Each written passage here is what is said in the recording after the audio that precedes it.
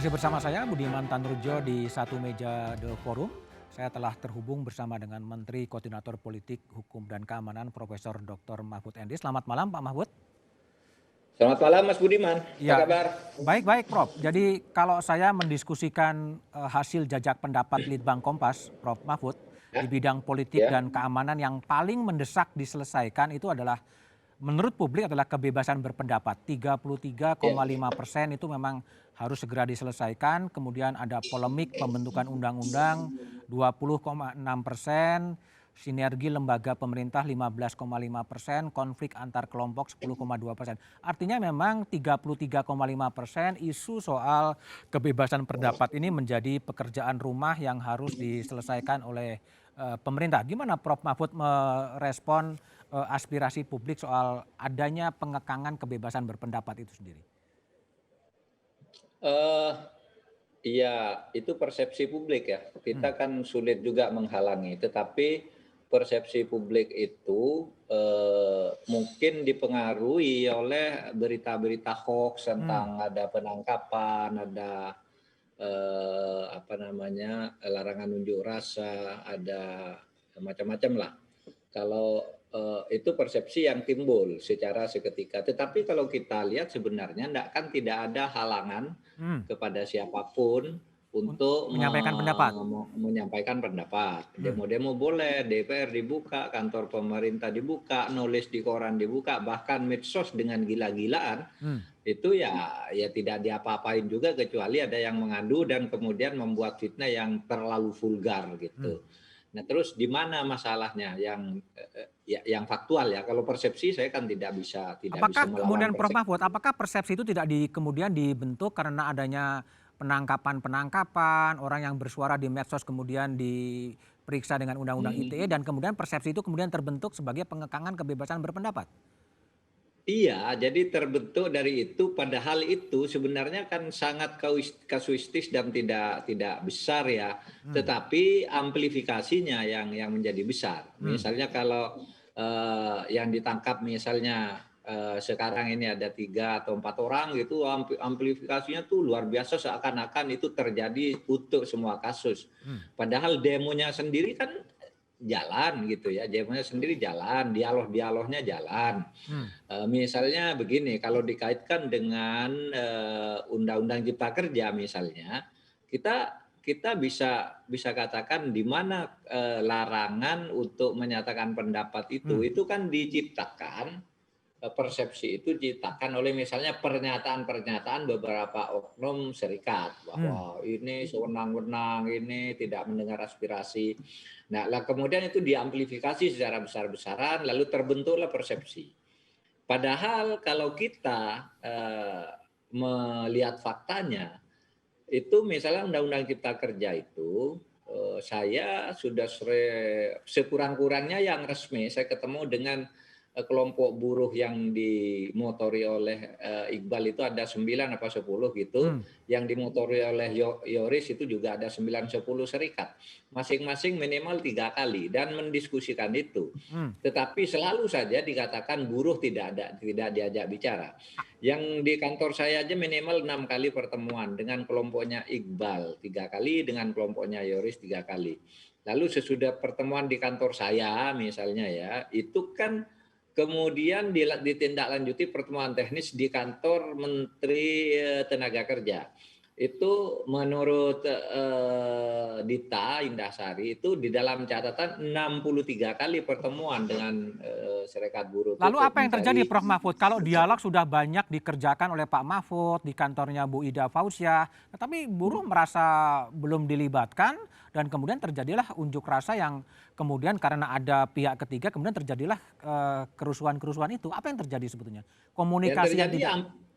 iya amplifikasi sesuatu yang tidak apa namanya tidak pada tempatnya. Hmm. Tetapi kita kan sulit ya menghindari itu. Di dalam dunia medsos seperti yang sekarang ini kan agak susah kita Hmm. menghalangi seperti itu. Apalagi sekarang itu banyak sekali orang kemudian ada yang membuat sesuatu lalu di apa namanya disebar dengan begitu masif gitu lalu saling komentar dengan tokoh-tokoh yang apa namanya sengaja nampaknya menciptakan itu, lalu terciptalah seakan-akan ada hambatan untuk Oke. menyampaikan aspirasi. Tetapi sebenarnya faktanya kalau Anda sebagai wartawan kan tidak ada demonstrasi unjuk Hmm. rasa yang dihalangi. Semua difasilitasi, mau dialog dilayani, yang mau turun ke jalan orasi dijalani. Yang ditangkapi itu kan orang yang sudah jelas-jelas ada buktinya membakar, membawa Membakar. golok. Hmm. Iya kan itu yang di depan Sarinah 2 halte bis itu sama 1 pos polisi, lalu di Jogja ada rumah makan yang sangat bagus namanya Legian sama 1 pos polisi itu dibakar gitu. Nah yang begitu itu yang ditangkap, lalu beritanya aparat represif, tidak boleh mengajukan pendapat dan sebagainya. Sebenarnya berdasar undang-undang kesehatan, berdasar undang-undang Karantina. wabah Hmm. penyakit menular, berdasar undang-undang bencana alam. Kita sekarang sedang membuat kebijakan tersendiri bahwa orang kumpul-kumpul itu dilarang Hmm. demi kesehatan. Oke. Orang kumpul-kumpul itu kalau melanggar protokol kesehatan tidak boleh. Oke. Tetapi karena kita menyalurkan aspirasi maka yang diberlakukan khusus untuk unjuk rasa itu Undang-Undang Nomor 9 tahun 98. Oke. Silakan Prof mau Mahfud, demo kan tidak Prof dihalangi Mahfud, kalau juga. Prof Mahfud Ya, lihat ya, Prof Mahfud lihat gaya ya. gaya kepemimpinan atau gaya komunikasi Presiden Jokowi yang sedikit berbeda dari periode pertama ke periode kedua, apakah ini disebabkan karena memang dukungan politik formal yang begitu kuat sehingga memang terasa semuanya under control begitu dan pada sisi lain memang masyarakat sipil menjadi sangat lemah. Apakah itu yang kemudian terjadi? Saya tidak melihat perbedaan komunikasi ya, Pak Jokowi yang dulu dan sekarang. Menurut saya sama saja, Pak Jokowi ya begitu gitu, sehingga saya tidak bisa melihat itu. Kalau Mas Budiman misalnya apa yang berbeda pola komunikasinya? Saya tidak melihat itu dulu ya begitu, ada usulan dia punya pendapat gitu, biasanya ya kekeh gitu aja gitu. Jadi begini, Eh, kalau orang merujuk kepada perdebatan calon hmm, presiden yang Pak Jokowi nah, sendiri sebenarnya mendefinisikan demokrasi adalah hmm, mendengar suara rakyat dan kemudian melaksanakan kehendak dari rakyat. Tapi sekarang kelihatannya ya. ada gap antara suara rakyat dan suara ketua umum partai politik. Betul nggak yang terjadi begitu? Hmm. Enggak juga, dulu juga begitu. Kalau menurut saya ya, dulu malah lebih kuat, lebih kental gitu ya, bahwa dia dulu lebih bergantung kepada partai politik. Sekarang itu dalam pengalaman saya, Pak Jokowi itu ya punya pendapat dan biasanya ini pendapat saya, Hmm. tetapi selalu meminta kepada para menteri, malah sekarang ini khusus Undang-Undang Cipta Kerja, semua menteri itu yang tidak terkait langsung dengan materi undang-undang itu supaya ikut menjelaskan Hmm. kenapa pemerintah merasa perlu dan ingin menolong rakyat dengan membuat undang-undang cipta kerja ini gitu. Nah, oleh sebab itu karena dia sudah punya keyakinan begitu, maka ya disampaikan undang-undang itu ke DPR dan dipertahankan dengan segala asumsinya. Tetapi jangan dikira bahwa yang sekarang jadi undang-undang ini misalnya bahwa itu merupakan tindakan sepihak. Karena sekarang ini yang jadi undang-undang itu sudah melalui proses diskusi-diskusi. Saya Oke. katakan tadi dengan kelompok buruh sudah sekian kali, kemudian misalnya ada pergubi gitu, pergubi Profesor Gimbal itu kirim pesan ke saya, Pak itu masalah pendidikan kok dimasukkan di situ, enggak bagus. Nah kita koreksi dikeluarkan juga gitu. Tidak ada yang sepihak. Oke. Pendidikan tadinya mau dimasukkan, sekarang dikeluarkan gitu, tidak dimasukkan di situ. Pergubi itu Persatuan Guru Besar Indonesia. Itu di dalam Oke. kelompok WhatsApp. Iya, Oke, dalam pertanyaan kelompok terakhir WhatsApp itu Pak dia Mahfud, protes. pertanyaan terakhir Ya, dari saya, dengan kekuatan politik formal yang begitu kuat di parlemen, apakah ada ya, hambatan ya kalau memang Pak Jokowi pada nawacita pertama kan ingin menyelesaikan berbagai kasus pelanggaran HAM masa lalu.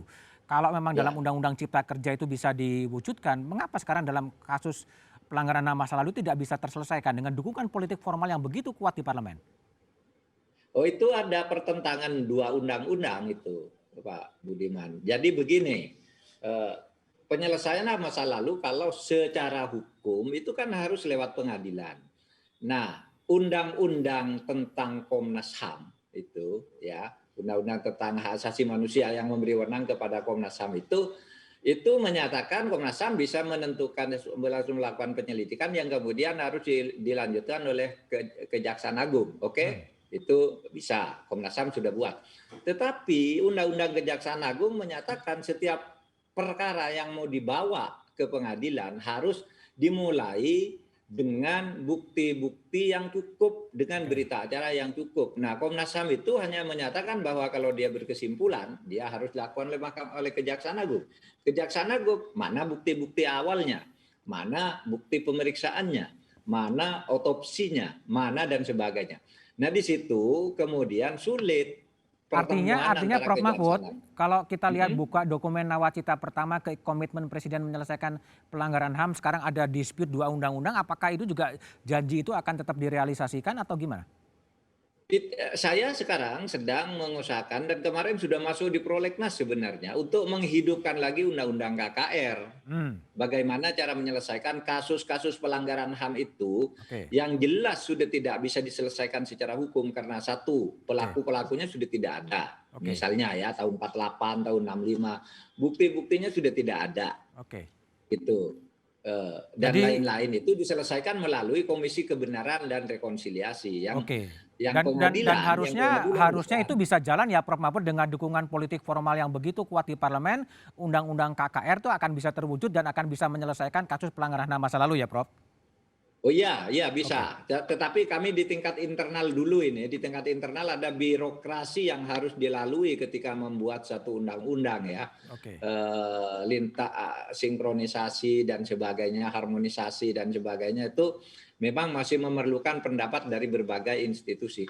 Kita kalau soal itu Mas Budiman, kita belum menemui hambatan apapun di DPR maupun dari partai politik kalau soal dukungan terhadap undang-undang KKR itu. Oke. Ini teknis semata-mata di tempat Di di tempat birokrasi pemerintah sendiri yang pemerintahan. agak bingung gitu ya. Bukan Baik, Prof. bingung, memang teknisnya harus melalui beberapa pintu. Oke. Gitu. Baik, Pak Ya, Mahfud, terima kasih telah bergabung di Satu Meja di oke Forum. Mas Makasih, Prof. Budiman. Ayo. Demokrasi adalah mendengar suara rakyat, menangkap aspirasi dan melaksanakan kehendak rakyat. Bertemu dengan rakyat, memahami relung hatinya, membuat sebuah kebijakan lebih bisa diterima rakyat. Mendengarkan kekuatan politik formal penting, tapi mendengarkan masyarakat sipil juga tidak kalah pentingnya. Presiden Jokowi punya modal personal untuk melakukan itu. Demikian Satu Meja di Forum malam ini. Sampai jumpa pekan depan.